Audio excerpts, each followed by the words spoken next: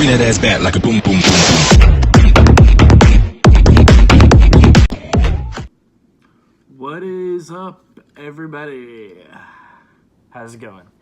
So I decided to do something a little differently. I mentioned it in a video and Instagram before, but I'm here to bring you a movie review.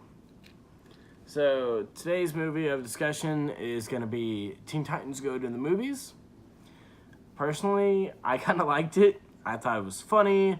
It had a crap load of Easter eggs that the basic DC nerd, like me, is going to fall in love with.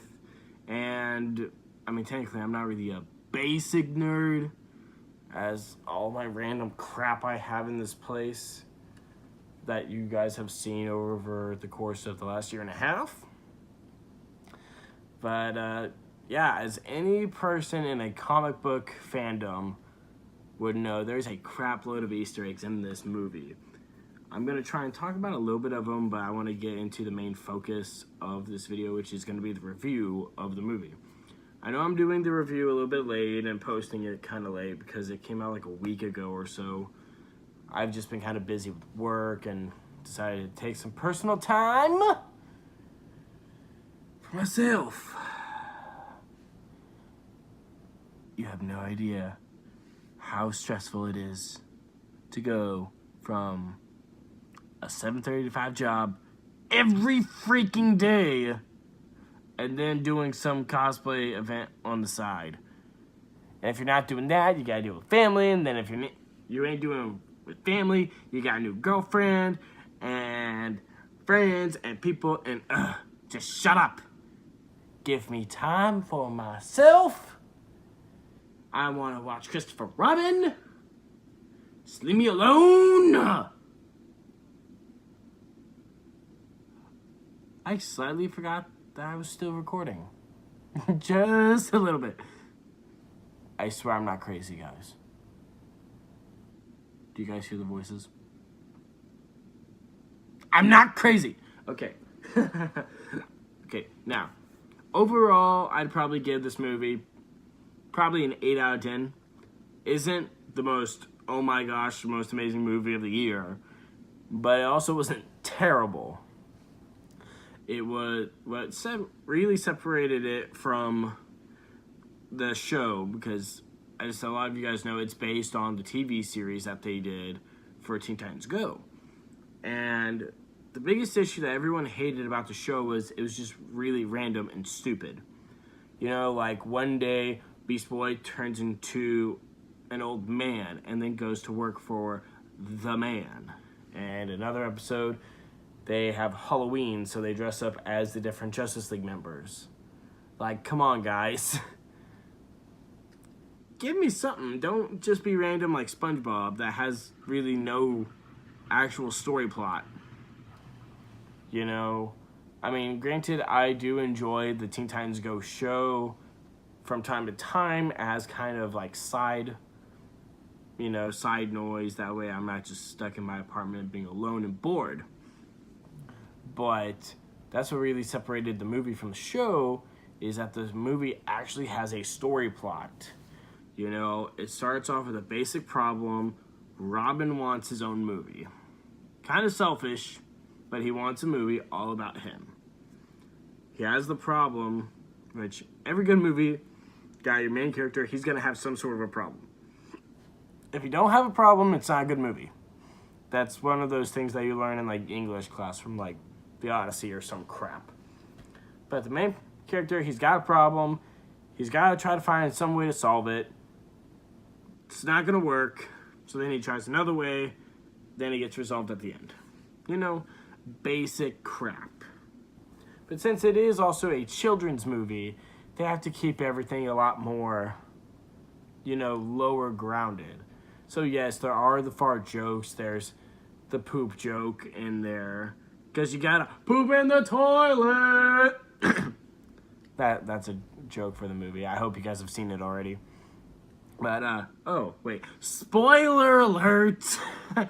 Probably should have let you guys know that earlier. Oh, wait. Maybe that was backwards. either way, time keeps dragging on. But, yeah, you know, they're gonna have their little jokes. Teen Titans Go itself is a joke. So, you gotta go into the mindset that you kind of had to deal with, like, the Lego Batman movie. Because I know some diehard Batman fans that loved that movie. And I know diehard Batman fans that absolutely hated that movie. It's all about your perspective. Because that movie was based to be a parody of Batman. And all the jokes that people have made about Batman over the years. Like, he's been doing this for how many years? He's just a dude with a bunch of money and daddy issues. Like, you know, it's supposed to be something you laugh at.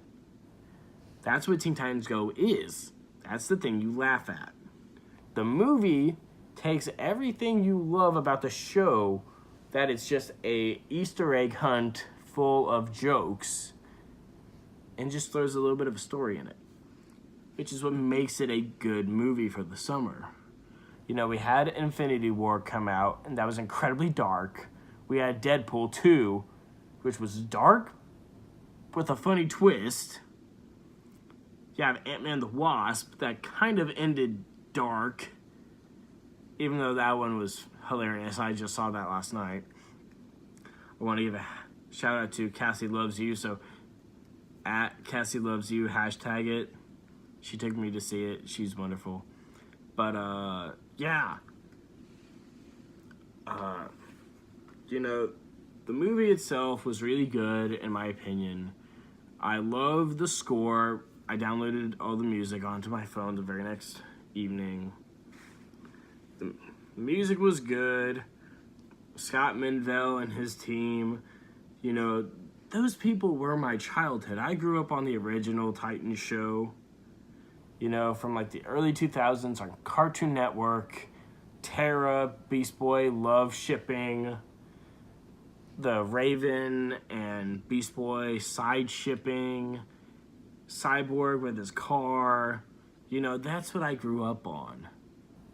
And slight spoiler for the mid-credit scene, they confirmed something big that's gonna happen.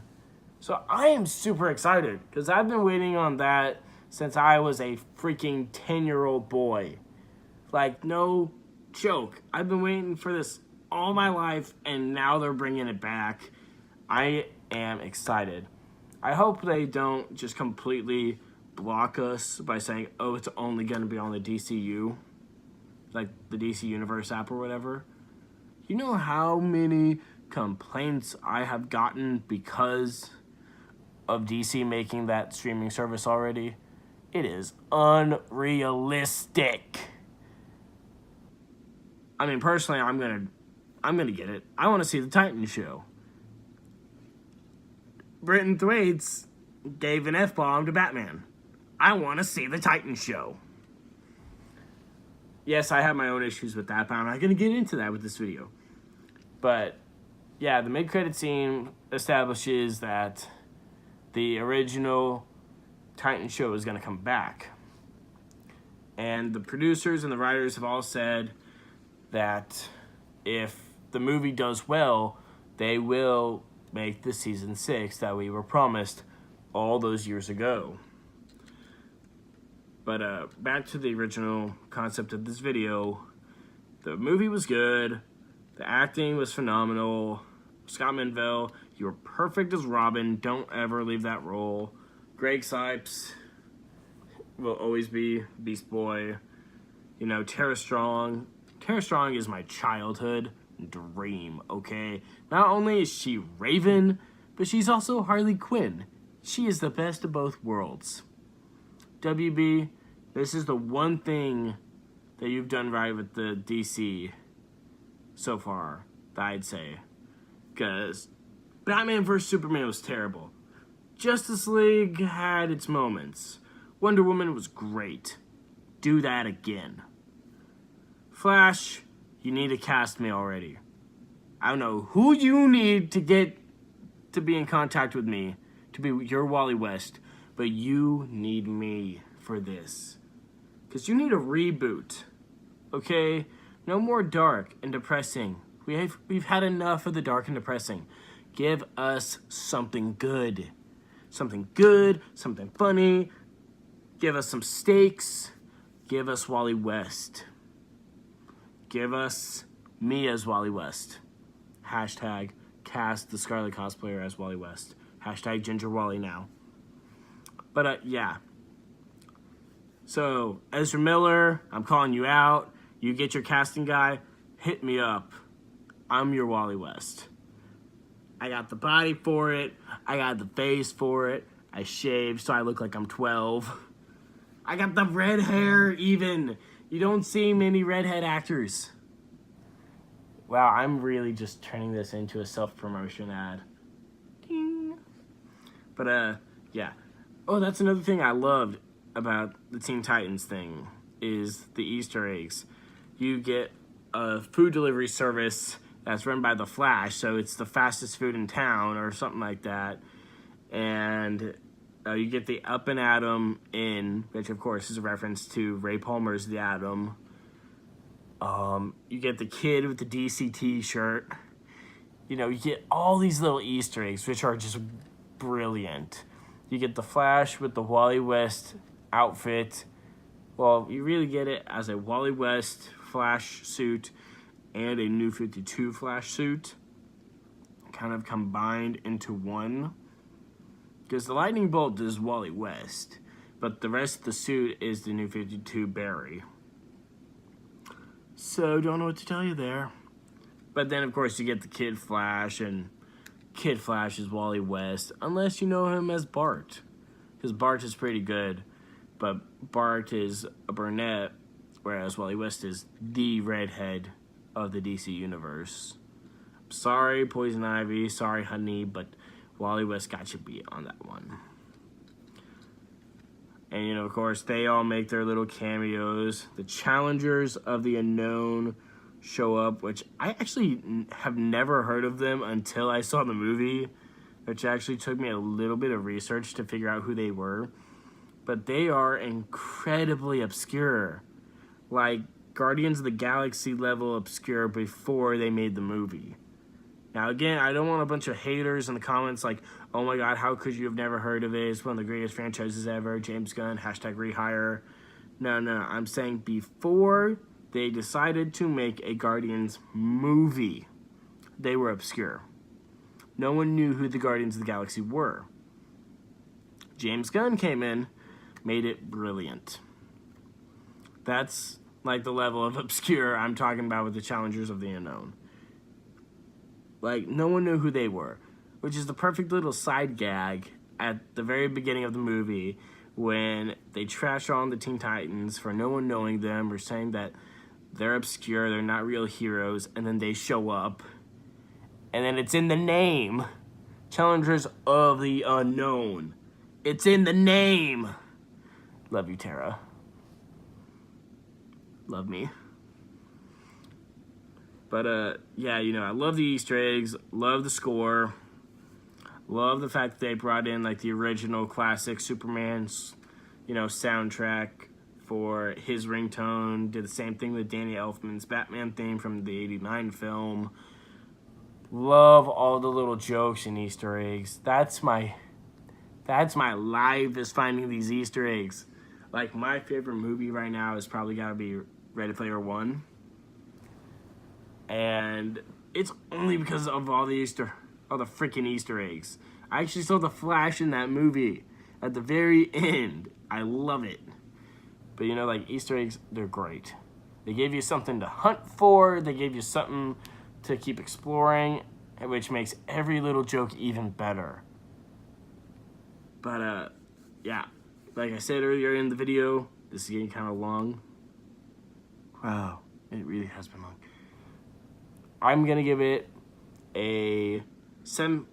I'm going to do 7.5 out of 10. I might have done 8. I can't remember. It's been too long now. But I'm going to say 8 out of 10. Music was good. The story plot was good. The jokes were a lot better than on the show, where the show it's very hit or miss. These jokes, they just stuck with you. I've seen the movie twice and find myself laughing at every joke every time.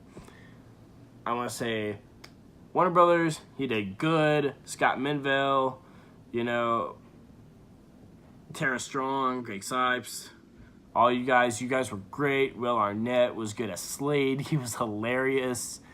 And you know, it's funny because Deathstroke was a Batman villain, and he's both Lego Batman and Slade now. So Will Arnett, you're doing good. You're doing good. Scott, you're doing great. You guys helped to make my childhood wonderful, and you guys are making my summer great. So I want to thank you guys for watching this video. I'm sorry it's a little bit longer than usual, but I thought I'd do that review for you guys because you guys really asked for it a lot on the Facebook and Instagram. But until next time, gotta flash.